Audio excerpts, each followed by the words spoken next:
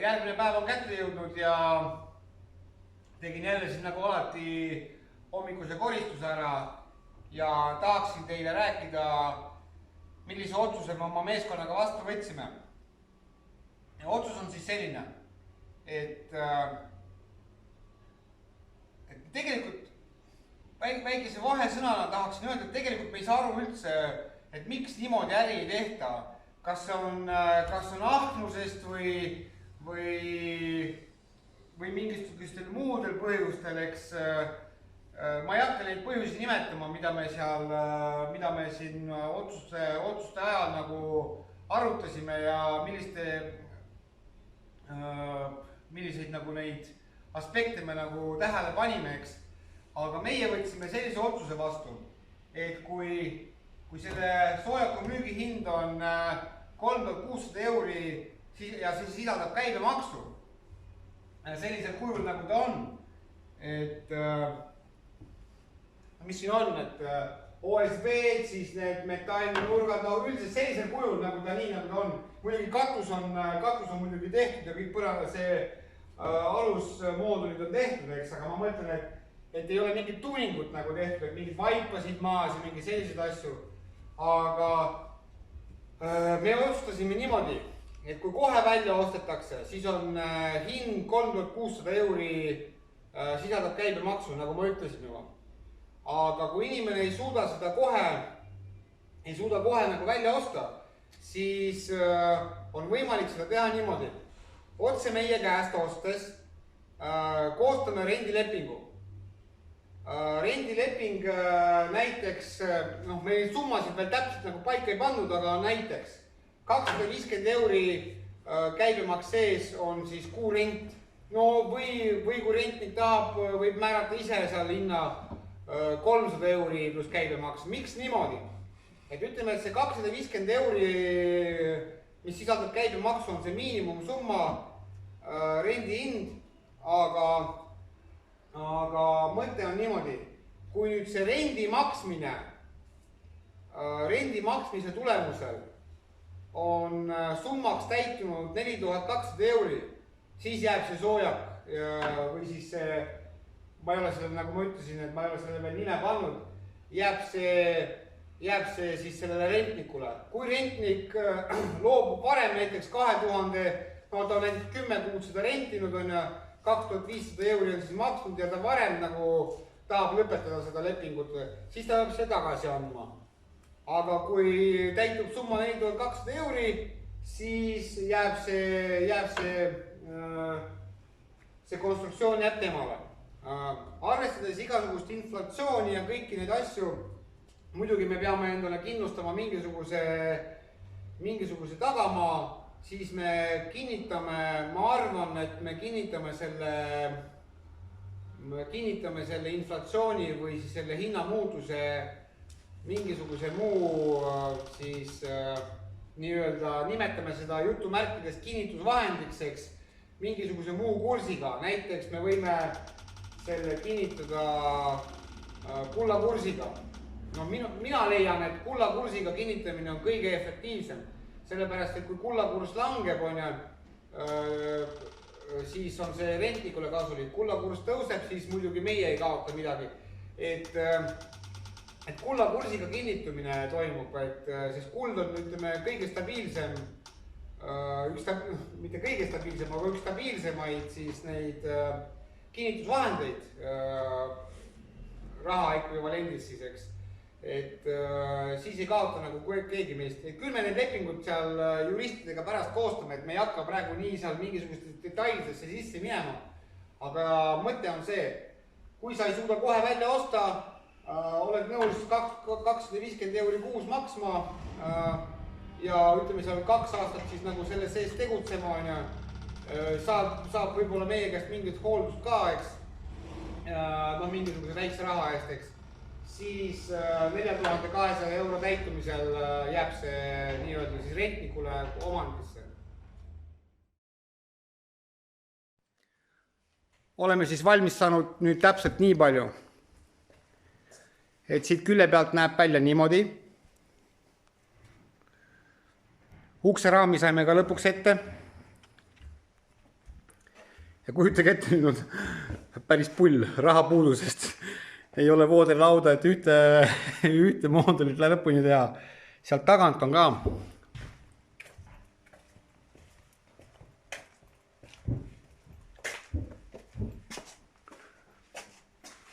Kõik on valmis. Lähme vaatame, mis ta teeb seal.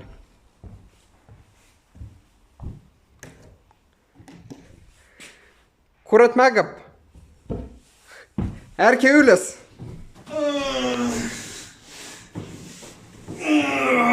Kurat, vaja tööd meist jaaris.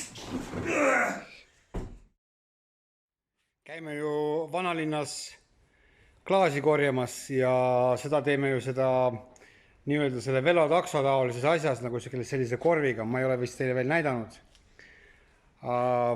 Üritasime siin kummi vahetada ja kuramust tegime ikka augu sisse, ikka ei tule midagi välja. Aga põhiteema on ikkagi see, mis sellest soojakustest välja on tulnud. Uks on ees, läheme siit rahulikult sisse ja mida me näeme? Näeme sihukest vaatepilti.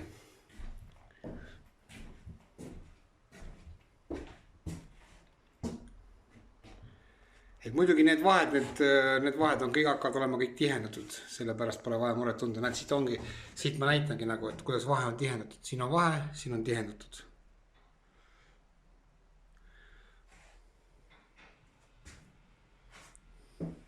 Nii et põhimõtteliselt saab teha 2 voodikohta või näiteks mingi juuksurruumi siia, veevärgi siia juurde, siia saab palju asju juurde teha.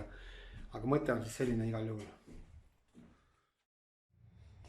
Siin on vaja väikest sellised pisitöid teha ja niimoodi selle ketassaega ei saa nagu neid detaile väikseid saagida, siis mõtlesime, et teeme sellise ketassaest, teeme sellise saealuse ja siit tekib küsimus, huvitav, kas mul oleks šansse kuskile puidutöökotta kandideerida, kuna ma esimest korda elus teen niisugust töid ja arendan niisuguseid märke siin tead. Aga mis tegelikult vaja on? Meil on vaja neid ühendusliiste teha, see tähendab seda, et üks voodrilaud on vaja teha kitsamaks ja siis pool punnist, mitte pool punn teha, võid teha siis selline, ma ei tea, kus punn või pool punn on ja ehk siis punnlauast tuleb teha siis pool punn, et neid kattekohti kannaks. Et siin on üks pisitööd, et siis me kasvatame siia mingisuguse aluse juurde ja saame siis kiirelt teha seda kõike. Aga kuidas te muidu hindate minu esimese korra kohta? Kirjutage kommentaaridesse, pange like, subscribe'ige ja tehke igasugust seal möllu värki särki. No teeme siis esimese katse.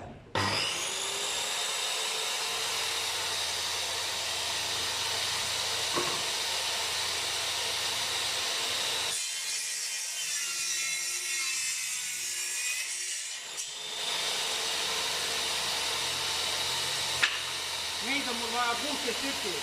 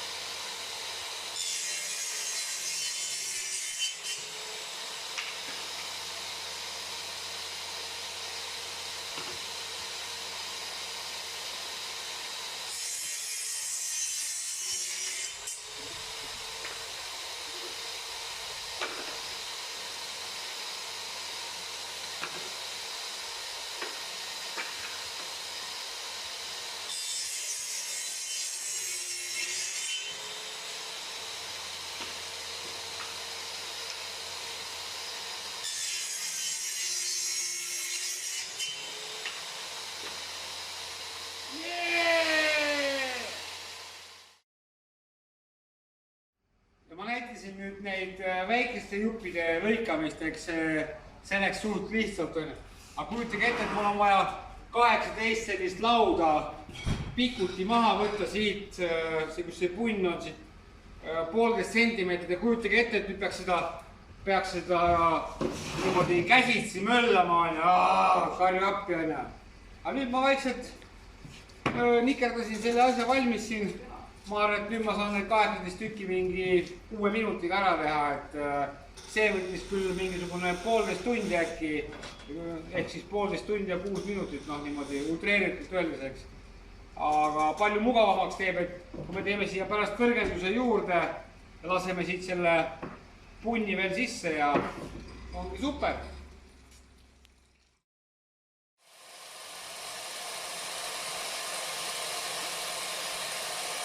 Tükk hakkab valmis saama.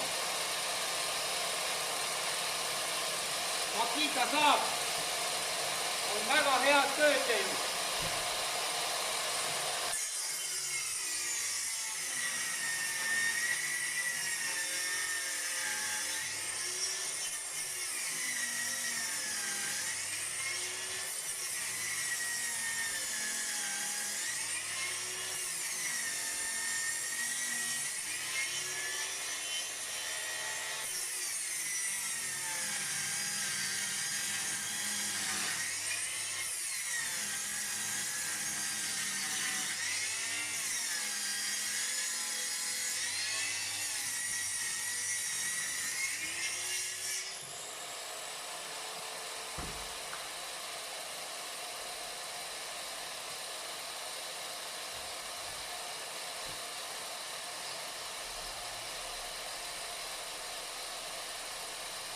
Makita saab on nüüd täiega käianud kogu see aeg, mida ma lõikan, eks. Et kuigi ta on siia väike saab, ei ole võib-olla mõeldud nii pikaks nagu töötamiseks. Aga hetkel on ta väga hästi vastu pidanud. Ja üldse nagu tundub päris hea tööriist olevat. Ei ole minu tegelikult meie enda Makita, eks on ühe tuttevakest nagu võetud kasutada.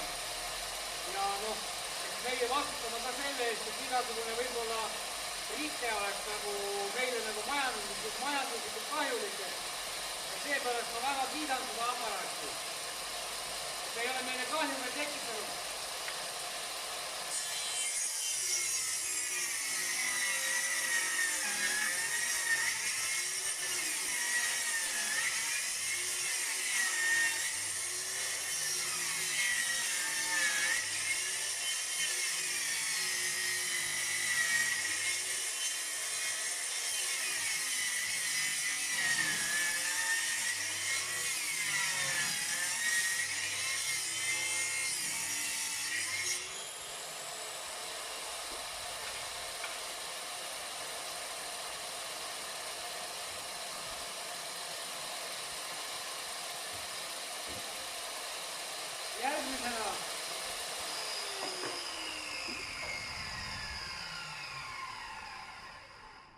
Järgmisena ma teen siia, pean nüüd siis tegema sihukese soole siia sisse ja pärast veel selle keskelt nagu pooleks lõikama, et ma teen siia selle mingisuguse jupi juurde, siis vaatame koos.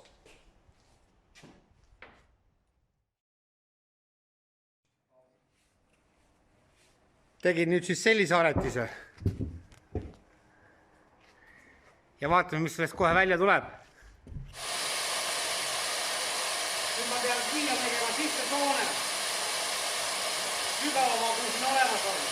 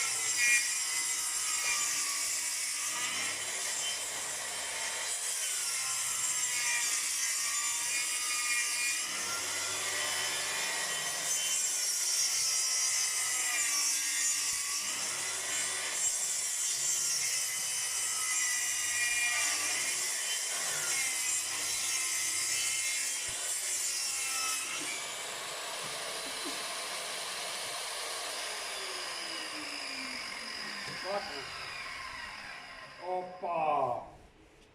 Mida illusioon! Mis ma tegin? Kuidas saab käe. Jee! Makita ja Ginamadin.com meeskond teevad kõvad tööd. Me oleme sellise asja siin valmis saanud, et meil on vaja sentimeeter ainult ära lõigata, et siis sentimeeter külje pealt ja 2 sentimeetrit sügavust. Ja see laud on vaja nüüd pikuti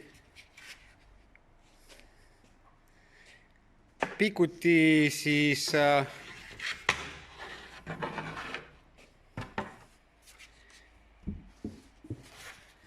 niimoodi siit läbi lasta.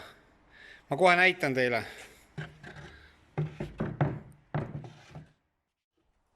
No nii. Näitan siis nüüd, kuidas me selle pool puni valmis teeme.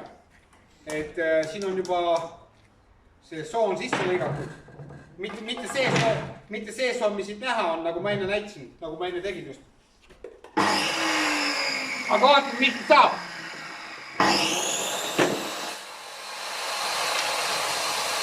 Не, пока не надо.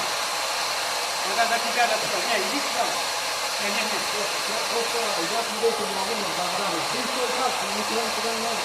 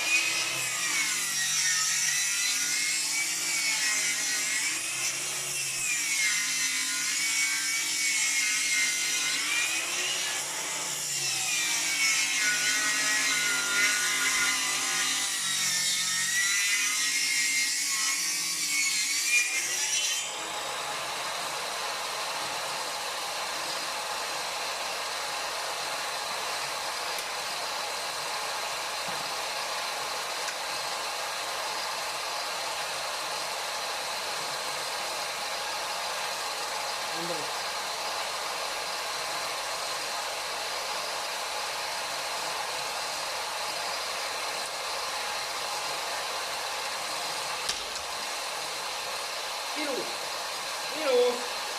Paar milli on puudu, aga ma ei hakka selle pärast midagi ümber tõstma. Aga muidu on super. Jee! Värv töötab.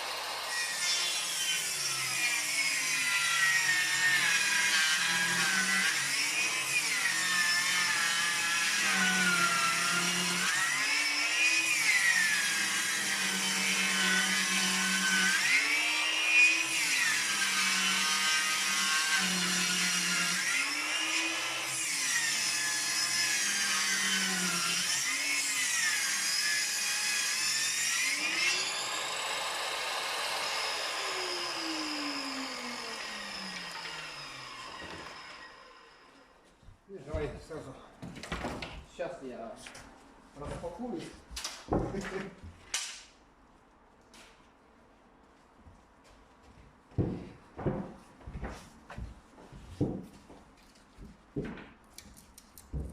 Андрес, Да. все-таки вот так вот людей пугать, может быть, личной Надо. жизни. Сразу. Но, понимаешь, они не работу или стать частью компании пришли. Они же пришли за то, чтобы быть в союзе, быть компаньоном. Это когда ты говоришь, что ты в компании, и да, ты будешь как бы... Ты понимаешь, что ради компании тебе нужно будет работать, а когда компаньерство, по-моему, другое, нет? Хорошо. Такой вопрос. Отношения, да. Такой вопрос. Что тебе лучше? Услышать, что все плохо, и потом, что не так уж плохо? Или услышать, что не все так уж плохо, а потом оказывается гораздо хуже? Но... Sergei praegu küsib, Sergei praegu küsib, et kas siin käisid inimesed, kes tahaksid meiega koostööd teha, eks. Et kas tema arvab, et ei ole mõtet nagu ära hirmutada neid inimesi. No millega ma neid hirmutasin? Hirmutasin neid sellega, et kui nad hakkavad meiega koostööd tegema, et eraelu neil olema ei hakka siis, unustada ära sellest. Et siis mina vastasin Sergeile niimoodi, et parem on kuulda, et kõik on halvasti, kuid tegelikult lõppkokkuvõttes ei olegi kõik nii halvasti, kui kuulda, et kõik on hästi, aga pärast tuleb välja, et kõik on halvasti. Et selline jutu ajamine oli meil praegu temaga. Mida? Kõik on hästi. Varsti hakkame nanotehnoloogia värki tegema.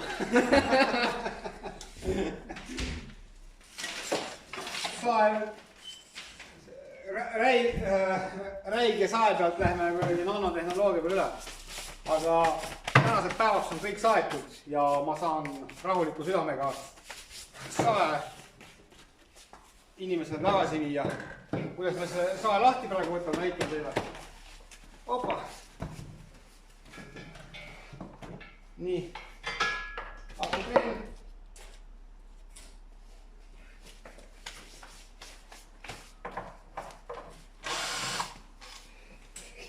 Rullist lahti.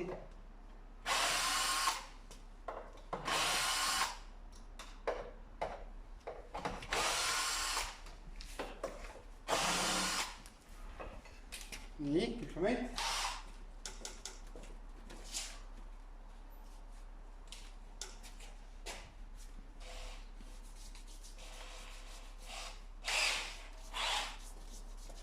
Ja paar pisemad väikest kruvi ka.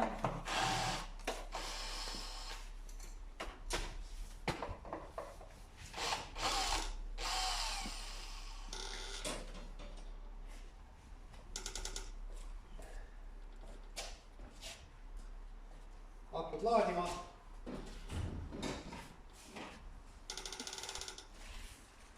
Võid pichenku?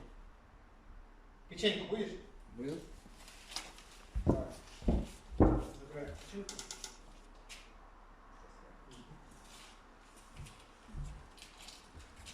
Tänaseks on finito. See oli ka siin, et saak käima läheks.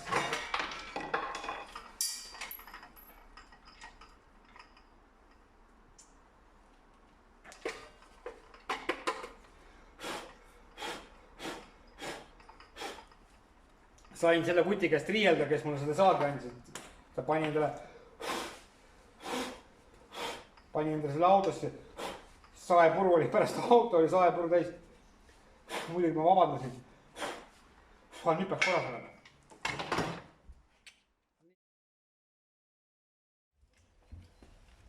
Täna on nüüd järgmine päev käes.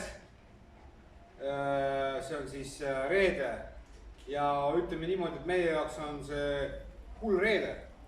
Sellepärast, et täna me võtame kogu selle möllu lahti ja hakkame vaikselt seda garaaži vabastama. Meil on siin jäänud panna ülevalt see, mis ta on see Beno ja siis see OSB, selle me oleme valmis lõiganud kõik, et et sisuliselt täna me tahame juba kogu selle möllu siit lahti võtta ja juba paika ära panna, et siin mingisugune lõunaks on need voodilauad juba küljes ja juba võime hakata lahti võtma vaikselt.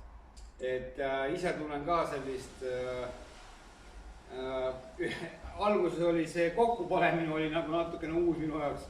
Nüüd on see lahtivõtmine, et see lahtivõtmise X moment, et pole ju kunagi näinud, kuidas ma seda lahti võtan, et nüüd teen seda täna esimest korda. Kõik need pollid, kõik need asjad tuleb õigesse kohta panna, et pärast mitte ära kaotada. Üldiselt siuke möll.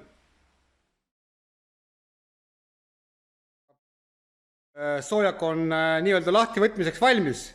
Naine ütles igatahes niimoodi, et ära lahti võtta, et ta kolib siia sisse ära juba, et mina mingu koju, aga tema kolib siia, et ma toogu voodi kohale, et talle nii väga meeldib see.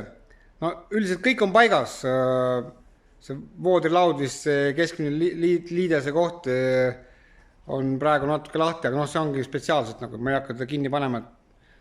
Aga muidu näeb niimoodi välja, naine näeb nii välja, soojak näeb nii välja, naine on nagu soojak, näeb välja ühtemoodi, ilusad.